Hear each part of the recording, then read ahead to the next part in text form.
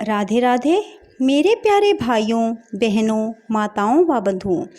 आज मैं आपके लिए लाई हूँ श्री पद्म पुराण की कथा।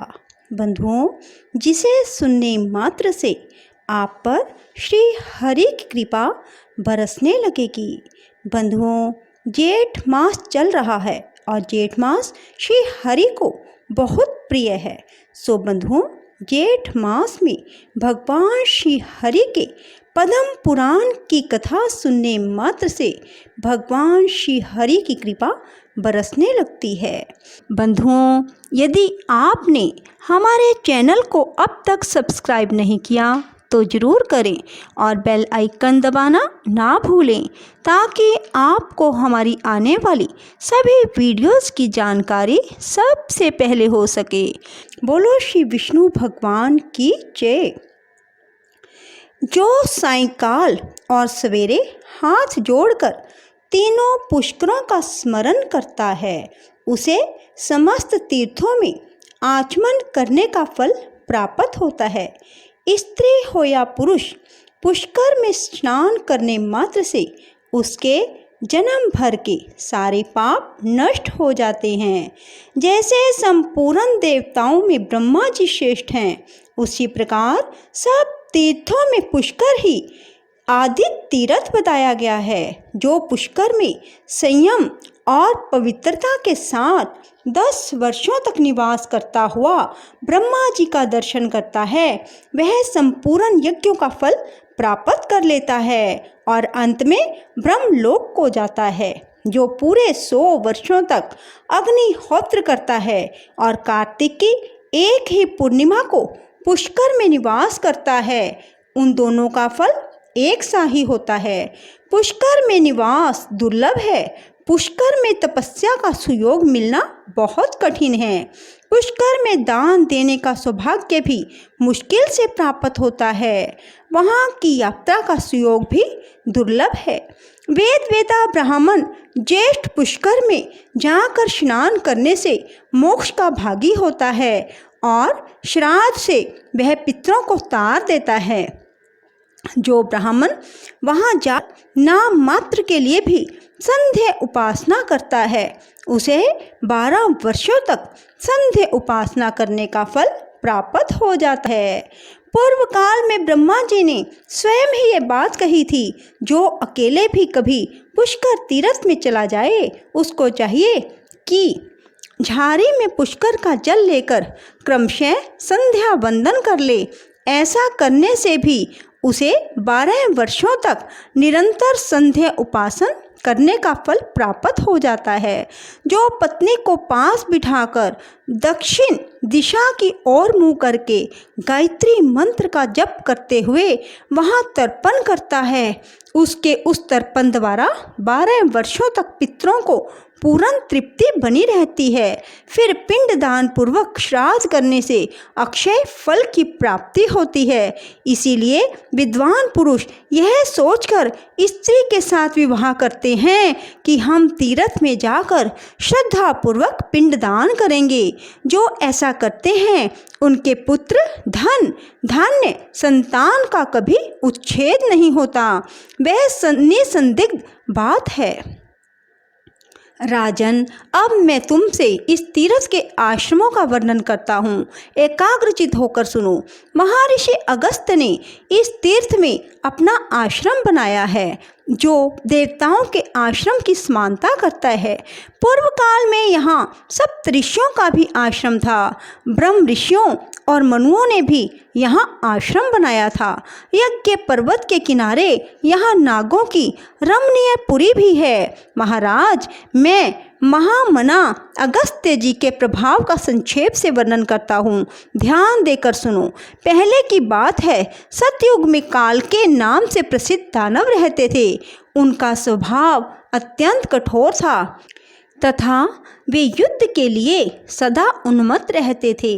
एक समय वे सभी दानव नाना प्रकार के अस्त्र शस्त्रों से सुसज्जित हो वृत्रासुर को बीच में करके इंद्र आदि देवताओं पर चारों ओर से चढ़े आए। तब देवता लोग इंद्र को आगे करके ब्रह्मा जी के पास गए। उन्हें हाथ जोड़कर खड़े देख ब्रह्मा जी ने कहा, देवताओं, तुम लोग जो कार्य करना चाहते हो वह सब मुझे मालूम है। मैं ऐसा उपाय बताऊंगा जिससे तुम वृत्रासुर का वध कर सकोगे। दधीचि नाम के एक महर्षि हैं, उनकी बुद्धि बड़ी ही उदार है। तुम सब लोग एक साथ जाकर उनसे वर मांगो। वे धर्मात्मा हैं, अतः प्रसन्न चित्त होकर तुम्हारी मांग पूरी करेंगे। तुम उनसे यही कामना कहना कि आप त्रिभुवन का हित करने के लिए अपनी हड्डियां हमें प्रदान करें। निश्चय ही वे अपना शरीर त्याग कर तुम्हें हड्डियां अर्पण कर देंगे। उनकी हड्डियों से तुम लोग अत्यंत भयंकर एवं सुदृढ़ वज्र तैयार करो, जो दिव्य शक्ति से संपन्न उत्तम अस्त्र होगा।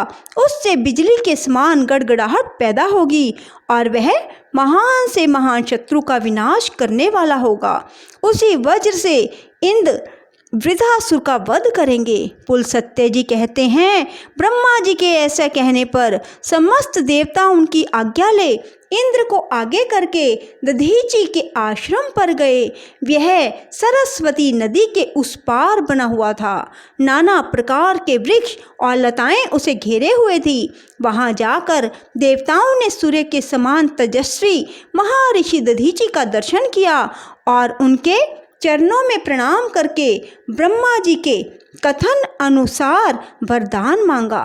तब दधीचि ने अत्यंत प्रसन्न होकर देवताओं को प्रणाम करके यह कार्य साधक वचन कहा। अहो, आज इंद्र आदि संपूर्ण देवता यहाँ किस लिए पधारे हैं? मैं देखता हूँ आप सब लोगों की कांति फीकी पड़ गई है। आप लोग पीड़ित जान पड़ते हैं। जिस कारण से आपके हृदय को कष्ट पहुंच रहा है उसे शांति पूर्वक बताइए। देवता बोले, महर्षि, यदि आपकी हड्डियों का शस्त्र बनाया जाए तो उससे देवताओं का दुख दूर हो सकता है। दधीचि ने कहा, देवताओं, जिससे आप लोगों का हित होगा वह कार्य मैं अवश्य करूँगा। आज आप लोगों के लिए मैं अपने उस शरीर का भी त्याग करता हूँ। ऐसा कहकर मनुष्यों में श्रेष्ठ महर्षि दधीचि ने सहसा अपने प्राणों का परित्याग कर दिया। तब संपूर्ण देवताओं ने आवश्यकता के अनुसार उनके शरीर से हड्डियां निकाल ली।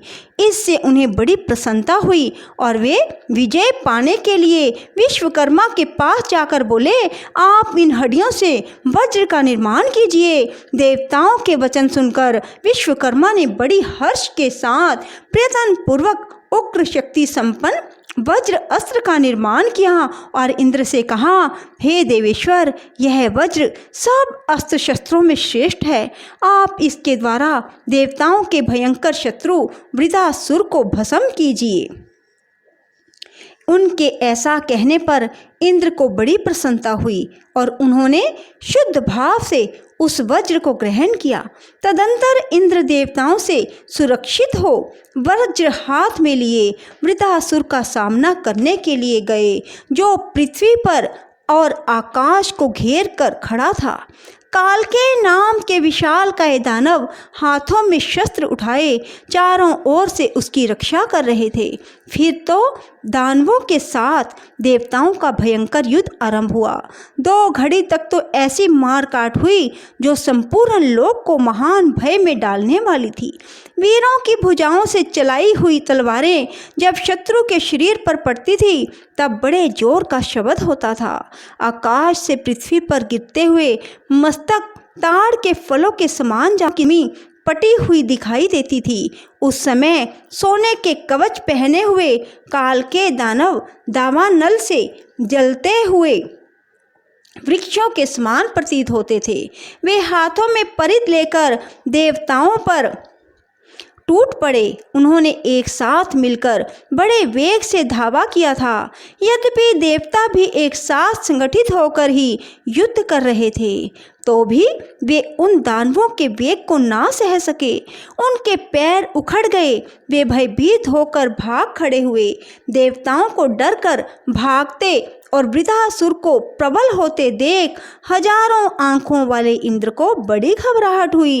इंद्र की ऐसी अवस्था देख सनातन भगवान विष्णु ने उनके भीतर अपने तेज का संचार करके उनके बल को बढ़ाया। इंद्र को श्री विष्णु के तेज से परिपूर्ण देख देवताओं तथा निर्मल अंतःकरण वाले ब्रह्म ऋषियों ने भी उनमें अपने अपने तेज का संचार किया। इस प्रकार भगवान विष्णु देवता तथा महाभाग महर्षियों के तेज से वृद्धि को प्राप्त होकर इंद्र के अत्यंत बलवान हो गए। देवराज इंद्र को सबल जान वृत्रासुर ने बड़े जोर से सिंहनाद किया। उसकी विकट गर्जना से पृथ्वी, दिशाएं, अंतरिक्ष, द्युलोक और आकाश में सभी कांप उठे। वह भयंकर सिंहनाद सुनकर इंद्र को बड़ा संताप हुआ। उसके हृदय में भय समा गया और उन्होंने बड़ी उतावली के साथ अपना महान वज्र अस्त्र उनके ऊपर छोड़ दिया। इंद्र के वज्र का आघात पाकर वह महान असुर निष्प्राण होकर पृथ्वी पर गिर पड़ा। तत्पश्चात संपूर्ण देवता तुरंत आगे बढ़कर वृत्रासुर के वध से संतप्त हुए शेष दैत्यों को मारने लगे। देवताओं की मार पड़ने पर वे महान असुर भय से पीड़ित हो वायु के समान वेग से भागकर अगाध समुद्र में जा छिपे। वहां एकत्रित होकर सब के सब तीनों लोकों का नाश करने के लिए आपस में सलाह करने लगे। उनमें जो विचारक थे उन्होंने नाना प्रकार के उपाय बतलाए, तरह तरह की युक्तियां सुझाई। अंततो गत्वा यह निश्चय हुआ कि तपस्या से ही संपूर्ण लोक टिके हैं, इसलिए उसी का क्षय करने के लिए शीघ्रता की जाए। पृथ्वी पर जो कोई भी तपस्वी, धर्मज्ञ और विद्वान हो उनका तुरंत वध कर दिया जाए। उनके नष्ट हो जाने पर संपूर्ण जगत का स्वयं ही नाश हो जाएगा। शेष अगले अध्याय में। राधे राधे, जय श्री कृष्णा। बंधुओं, यदि आपको हमारी वीडियो पसंद आए तो इसे लाइक करें और शेयर भी जरूर करें। धन्यवाद।